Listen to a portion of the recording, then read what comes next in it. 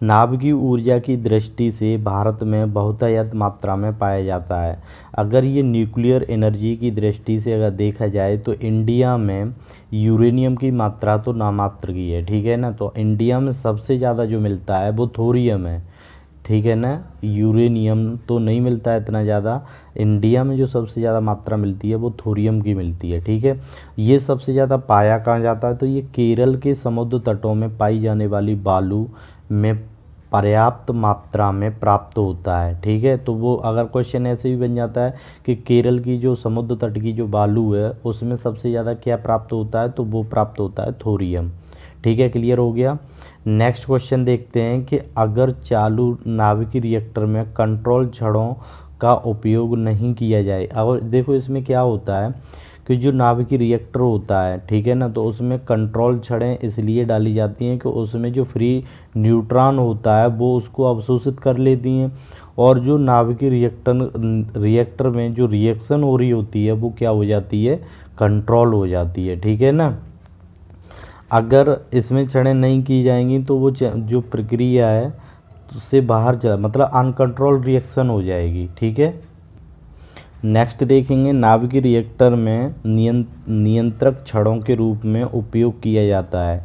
तो जो uncontrol reaction होती है नाभिकीय रिएक्टर में, तो वो कैडमियम की जो छड़ें होती हैं उनके थ्रू उस रिएक्शन को कंट्रोल कर लिया जाता है। ये कैडमियम की जो छड़ें होती हैं इनका काम क्या होता है कि उसमें जो फ्री न्यूट्रॉन होता है उसको ये क्या कर लेती हैं, अवशोषित कर लेती हैं, जिससे कि वो जो रिएक्शन है कंट्रोल हो जाती है, ठीक है ना, जो पहले वाला कंसेप्ट था। नेक्स्ट देखेंगे परमाणु ईंधन के रूप में उपयोग किया जाता है। तो परमाणु ईंधन के रूप में जो उपयोग किया जाता है वो यूरेनियम, थोरियम और प्लूटोनियम। क्लियर। जो यूरेनियम है ये दुनिया का सबसे महंगा पदार्थ है, ठीक है। जो परमाणु बम, हाइड्रोजन बम जो बनाया जाता है वो इसी यूरेनियम का उपयोग करके बनाया जाता है, ठीक है। नेक्स्ट क्वेश्चन देखेंगे थोरियम को किस में परिवर्तित करके ईंधन के रूप में उपयोग किया जाता है। जैसे कि जो थोरियम है, थोरियम को यूरेनियम में रिएक्शन की जाती है थोरियम में, तो रिएक्शन करने के बाद हमें यूरेनियम प्राप्त होता है, और यूरेनियम का हम उपयोग कर सकते हैं किस में, एनर्जी के रूप में, ठीक है ना, तो ईंधन के रूप में। नेक्स्ट देखेंगे फॉसिल्स के आयु निर्धारण के लिए उपयोग किया जाता है। जो फॉसिल्स होते हैं उनकी आयु के निर्धारण के लिए उपयोग किया जाता है, तो कार्बन C614, ठीक है ना। तो ये अच्छी तरीके से याद रखना, C614 का उपयोग किया जाता है फॉसिल जो होते हैं उनकी आयु का पता लगाने के लिए। नेक्स्ट देखेंगे जीवित पदार्थ में कार्बन के दोनों समस्थानिक का अनुपात होता है निश्चित। क्लियर। जो जीवित पदार्थ होता है उसमें कार्बन के दोनों समस्थानिक जो होते हैं वो कैसे होते हैं, निश्चित अनुपात में होते हैं। नेक्स्ट देखेंगे भौतिकी की किस शाखा में अति सूक्ष्म कणों की चाल का अध्ययन किया जाता है। जो बहुत ही सूक्ष्म कण होते हैं जैसे पाई मेसन, ठीक है, न्यूट्रिनो, ये सब जो कण होते हैं यानी ये पार्टिकल्स होते हैं, इनकी जो स्टडी की जाती है वो क्वांटम मैकेनिक्स में की जाती है। किस में की जाती है, क्वांटम मैकेनिक्स में। क्वांटम के अंतर्गत प्रोबेबिलिटी जो होती है उसके बेसिस पे इसमें स्टडी होती है किसी भी पार्टिकल को लेकर के, ठीक है। तो ये अच्छी तरीके से समझ में आ गया होगा। नेक्स्ट देखेंगे electron, proton, neutron, positron, photon, mason, neutrino, ये सभी क्या हैं, ये सूक्ष्म पार्टिकल हैं, ठीक है। ये टाइनी पार्टिकल्स हैं जो कि एक परमाणु के अंदर पाए जाते हैं। तो इनकी जब स्टडी की जाएगी तो वो परमाणु भौतिकी में की जाएगी। किस में की जाएगी, परमाणु भौतिकी में। क्लियर हो गया। इसे पार्टिकल फिजिक्स बोलते हैं, इनको जो स्टडी की जाती है पार्टिकल फिजिक्स, ठीक है। नेक्स्ट देखेंगे रेडियोधर्मी प्रदूषण से होता है। अब रेडियोधर्मी प्रदूषण, तो ये कंसेप्ट जब क्लियर होगा कि जो रेडियोधर्मी प्रदूषण होता कैसे है, तो जो रेडियो एक्टिव मटेरियल होते हैं जैसे कि यूरेनियम में क्या होता है कि इसमें से सेल्फ ही मतलब जो रेडिएशन अगर इसे वातावरण में खुला छोड़ दें तो इससे कुछ रेज निकलती हैं अल्फ़ा बीटा गामा। ये रेज एक तरीके से वायुमंडल में क्या करते हैं, प्रदूषण ही होता है एक तरीके से। इससे क्या होता है कि जो जीव जंतु होते हैं उनके जेनेटिक परिवर्तन आ जाता है उनमें, मतलब पशुओं में आनुवंशिक परिवर्तन, रक्त संचार में व्यवधान एवं कैंसर जैसी मतलब परेशानियां देखने को मिलती हैं इस प्रदूषण से। ठीक है, नेक्स्ट क्वेश्चन देखेंगे। ऐसे परमाणु जिनमें न्यूट्रॉनों की संख्या समान होती है, ठीक है ना। अब ये बात क्लियर है कि जो परमाणु जिनमें न्यूट्रॉन समान होते हैं उन्हें सम न्यूट्रॉनिक बोलते हैं। क्लियर हो गया। नेक्स्ट देखेंगे, सूर्य की ऊर्जा उत्पन्न होती है, जो सूर्य के अंदर जो एनर्जी प्रोड्यूस होती है तो उसका जो प्रोसेस है वो है नाभिकीय संलयन के द्वारा। ठीक है ना, नाभिकीय संलयन के द्वारा। इसमें क्या होता है कि जब हाइड्रोजन के दो नाभिक आपस में रिएक्ट होने के बाद वो हीलियम का एक नाभिक बनाते हैं। हीलियम में कन्वर्ट होने के बाद ये एनर्जी प्रोड्यूस होती रहती है। ठीक है, तो ये क्लियर हो गया। तो सूर्य के अंदर जो ऊर्जा उत्पन्न होने का जो प्रोसेस है वो है नाभिकीय संलयन। क्लियर, ये क्वेश्चन कई बार पूछा गया है। ठीक है, तो अच्छी तरीके से ध्यान रखना। नेक्स्ट देखते हैं, किसी परमाणु के नाभिक का टूटना कहलाता है। मतलब जो कोई एटम है अगर उसका जो नाभिक है अगर वो टूट जाए तो उसे बोलते हैं नाभिकीय विखंडन। ठीक है, ये नाभिकीय विखंडन जो रिएक्शन देखने को मिलती है, ये नाभिकीय विखंडन परमाणु बम के अंदर देखने को मिलती है जिसमें अनकंट्रोल रिएक्शन होती है। क्लियर हो गया। किसी परमाणु के नाभिक का जुड़ना कहलाता है। इसमें क्या होता है, जैसे नेक्स्ट क्वेश्चन है कि किसी परमाणु के नाभिक का जुड़ना, मतलब जब दो नाभिक आपस में जुड़ जाते हैं तो इसे बोलते हैं नाभिकीय संलयन। तो ये जो नाभिकीय विखंडन था ये होता है परमाणु बम में, और जो नाभिकीय संलयन होता है ये होता है हाइड्रोजन बम में। तो हाइड्रोजन बम इस परमाणु बम से ज़्यादा खतरनाक है। आज के टाइम में अगर देखा जाए तो ये इंडिया के पास नहीं है। नाभिकीय संलयन वाली जो हाइड्रोजन बम है ये इंडिया के पास नहीं है। रसिया, चाइना और यूएस इनके पास ये है। ठीक है, लेकिन परमाणु बम तो कई देशों के पास है। नेक्स्ट देखेंगे, नाभिकीय रिएक्टर और परमाणु बम में यह अंतर है। तो मैं एक बात बता दूं, जो नाभिकीय रिएक्टर होता है इसमें क्या होता है कि इसमें जो नाभिकीय विखंडन की जो क्रिया होती है वो कंट्रोल होती है, मतलब उसे नियंत्रित किया जा सकता है। लेकिन परमाणु बम के अंदर ये अभिक्रिया नियंत्रित नहीं हो सकती। दोनों का डिफरेंस क्लियर हो गया। यहाँ तो कुछ और ही लिखा हुआ है जो मैं बता रहा हूँ, मेरी बात अच्छी तरीके से समझ में आ रही होगी। नेक्स्ट क्वेश्चन देखेंगे, नाभिकीय विखंडन की खोज सर्वप्रथम की गई थी। तो ये की गई थी ओटो हॉर्न एवं स्ट्रॉसमैन के द्वारा। ठीक है ना, ओटो हॉर्न एवं स्ट्रॉसमैन। तो ये नाभिकीय विखंडन क्लियर हो गया, किसने खोज की थी। क्लियर। नेक्स्ट देखते हैं, रेडियो एक्टिविटी का आविष्कार किया था। तो ये किया था बेकरल ने। रेडियो एक्टिविटी का आविष्कार जो किया था वो किसने किया था, बेकरल ने। नेक्स्ट देखेंगे, बीटा किरणों या कण की खोज किसने की थी। तो ये की थी रदरफोर्ड ने। तो ये बीटा किरणें कुछ नहीं होती हैं, जैसे इलेक्ट्रॉन होता है बस उसी को मान सकते हैं, क्योंकि इन पे भी नेगेटिव चार्ज होता है। जैसे जब कोई रेडियो एक्टिव पदार्थ होता है तो उससे तीन प्रकार की उसका जब इमिशन होता है तो उससे तीन प्रकार की किरणें निकलती हैं, अल्फ़ा, बीटा, गामा। जो अल्फ़ा होती हैं वो धनात्मक किरणें होती हैं, बीटा होती हैं वो ऋणात्मक होती हैं, और गामा होती हैं वो उदासीन किरणें होती हैं, यानी उन पर कोई चार्ज नहीं होता। ठीक है ना। नेक्स्ट देखेंगे, रेडियम का आविष्कार किया। तो रेडियम का आविष्कार मैडम क्यूरी ने किया था। तो ये अच्छी तरीके से पता। विकिरण जिसमें सर्वाधिक ऊर्जा होती है वो है एक्सरे। ठीक है ना, तो एक्सरे की जो खोज की थी वो की थी रोंटगन ने 1895 में। ठीक है, अच्छी तरीके से याद रखना, वेरी मोस्ट इम्पोर्टेंट क्वेश्चन है, कई बार पूछा गया है ये। नेक्स्ट देखेंगे, परमाणु के नाभिकों का विघटन होने पर उत्सर्जित होती हैं। जो परमाणु है यानी जो एटम होते हैं उनके जो न्यूक्लियस होते हैं उनका अगर विघटन होता है तो उसमें से गामा किरणें क्या होती हैं, उत्सर्जित होती हैं। नेक्स्ट देखेंगे, तीव्रगामी इलेक्ट्रॉनों के बाहरी लक्ष्य पर टकराने से उत्पन्न होती हैं। जो तीव्रगामी इलेक्ट्रॉन हैं जब किसी बाहरी लक्ष्य पर टकराते हैं तो वहाँ पर एक्स किरणें उत्पन्न होती हैं। नेक्स्ट देखेंगे साधारण जल के 6000 भागों में भारी जल होता है तो ये होता है 9 भाग, ठीक है ना। यानी कि 6000 भागों जो ये साधारण जल के होते हैं उससे जो जो भारी जल बनाया जाता है हैवी वाटर वो उसके 9 भाग होते हैं, मतलब 6000 में 9 भाग बन पाते हैं। नेक्स्ट देखेंगे भारी जल का उपयोग होता है तो भारी जल न्यूट्रॉन बंधक के रूप में होता है, ट्रेसर के रूप में होता है, आयनिक और अनआयनिक हाइड्रोजन के विभेद में, ठीक है। ये हैवी वाटर का यूजेज इस तरीके से होता है। नेक्स्ट देखेंगे एटम बम के सिद्धांत का आधार होता है तो एटम बम जो होती है परमाणु बम उसका जो आधार होता है वो नाभिकीय विखंडन होता है, क्लियर।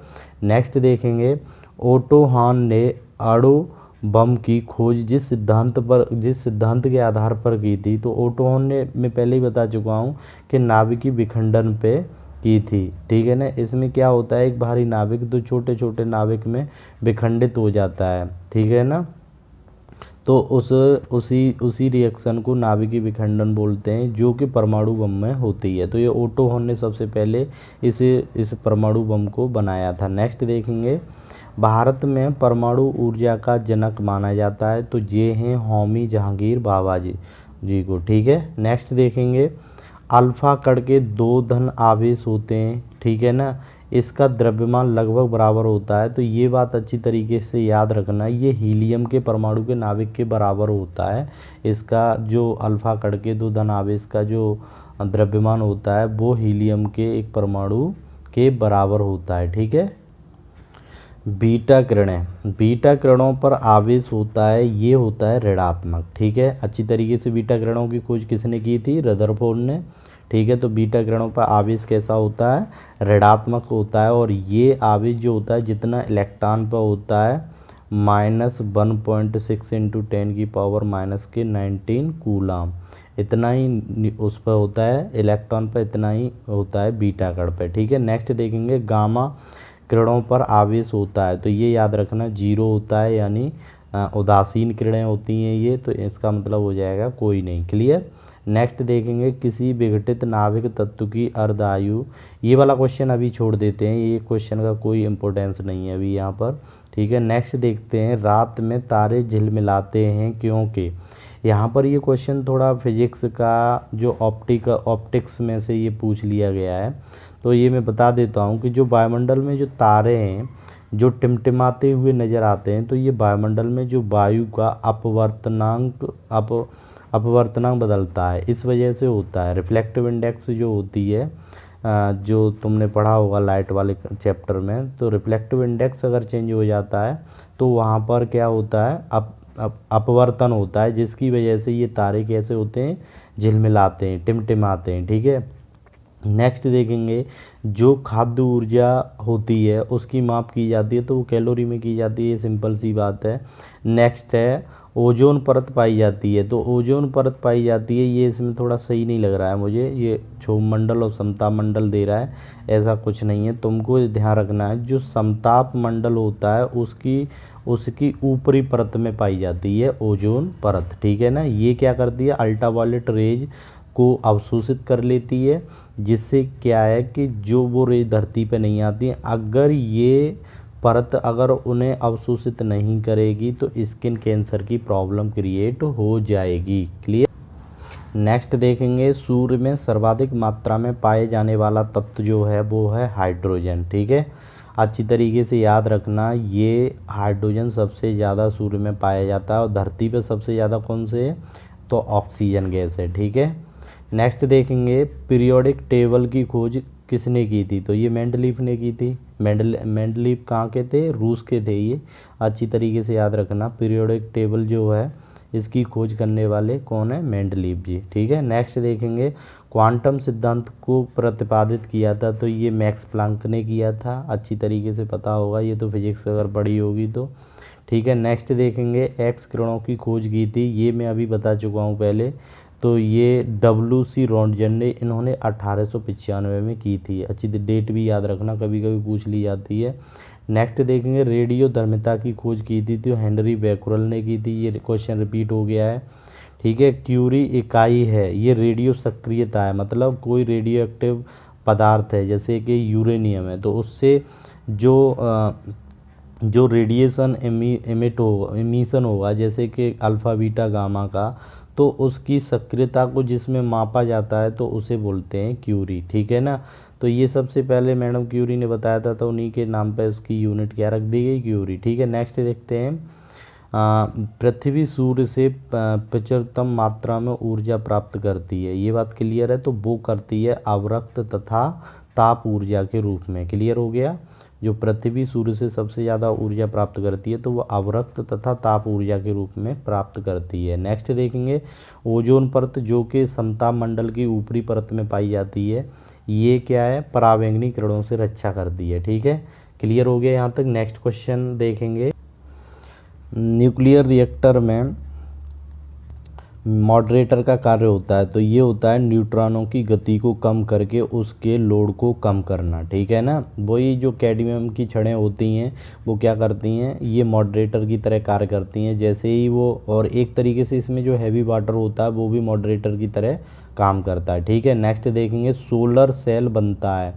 जो सोलर तुमने सेल देखे होंगे जो कि आज के टाइम में इनका बहुत यूज हो रहा है, तो ये सिलिकॉन और जर्मेनियम का बनता है। ये सिलिकॉन और जर्मेनियम क्या है, ये दोनों ही अर्धचालक हैं। ठीक है ना। अर्धचालक क्या होते हैं, जो कंडक्टर और इंसुलेटर के बीच में मतलब मान सकते हैं इनको। ठीक है। इंसुलेटर में बिल्कुल करंट नहीं फ्लो होती है और कंडक्टर में एकदम अच्छी तरीके करंट फ्लो होती है। इनमें क्या होता है, ये बीच की तरह बिहेव करते हैं। नेक्स्ट देखेंगे, द्रव्यमान ऊर्जा समतुल्यता का संबंध E=mc² का प्रतिपादन वेरी मोस्ट इम्पोर्टेंट है। इसी इक्वेशन से ये पता चलता है कि आज भी हमारे ब्रह्मांड का क्या हो रहा है, विस्तार हो रहा है E=mc² से। ठीक है ना। ये मास, ये किसी ऑब्जेक्ट का मास और सी स्पीड ऑफ लाइट, ठीक है ना, वेलोसिटी ऑफ लाइट यहाँ पर बोलेंगे, ये होती है 3 × 10⁸ मीटर पर सेकेंड। क्लियर हो गया। 3 × 10⁸ मीटर पर सेकेंड, ये आइंस्टीन ने सबसे पहले इसके बारे में बताया था। ठीक है ना। नेक्स्ट देखेंगे, नाभिकीय रिएक्टर में न्यूट्रॉनों को अवशोषित करने वाला जो तत्व होता है, पहले डिस्कस कर चुके हैं, कैडमियम होता है। ठीक है। कैडमियम की छड़ें होती हैं, ये न्यूट्रॉन को अवशोषित कर लेती हैं, और जो बाहरी जल होता है वो क्या करता है, न्यूट्रॉनों की गति को मंद कर देता है। नेक्स्ट देखेंगे, हाइड्रोजन बम बनाया जाता है तो नाभिकीय संलयन के सिद्धांत पर। ये पहले ही हम बता चुके हैं। जो हाइड्रोजन बम होता है ये परमाणु बम से कई गुना खतरनाक होता है, ये अच्छी तरीके से याद रखना। जो कि अभी आज चाइना, रूस और USA इनके ही पास है, और अभी किसी कंट्री के पास नहीं है, ये इंडिया के पास तो है नहीं। ठीक है ना। नेक्स्ट क्वेश्चन देखेंगे, तो यही एक बात और याद रखना, नाभिकीय संलयन की क्रिया के द्वारा ही सूर्य के अंदर ऊर्जा उत्पन्न होती है। ठीक है। नेक्स्ट देखेंगे, कोबाल्ट 60 से किरण निकलती है। जो कोबाल्ट 60 होता है उससे जो किरण निकलती है तो वो गामा किरणें होती हैं। ठीक है। कोबाल्ट 60 का जो उपयोग किया जाता है कैंसर के इलाज में भी किया जाता है। ठीक है। तो वहाँ पर ये पूछ लिया जाता है कि जो कैंसर के इलाज में कौन सी रेज काम आती हैं, तो वो यही होती हैं, गामा किरणें। ठीक है। क्योंकि वो कोबाल्ट 60 से निकलती हैं। नेक्स्ट है, सूर्य का प्रकाश धरती पर पहुंचने में समय लेता है, तो ये तो तुम सब जानते होगे, 8.3 मिनट बोल दो या 500 सेकंड नॉर्मली बोल सकते हैं। ठीक है। तो हमारा वीडियो यहीं समाप्त होता है। हमारे वीडियो का कंटेंट आपको कैसा लगा, ठीक है ना, हमारी वीडियो को इस प्रकार लाइक करें। ओके।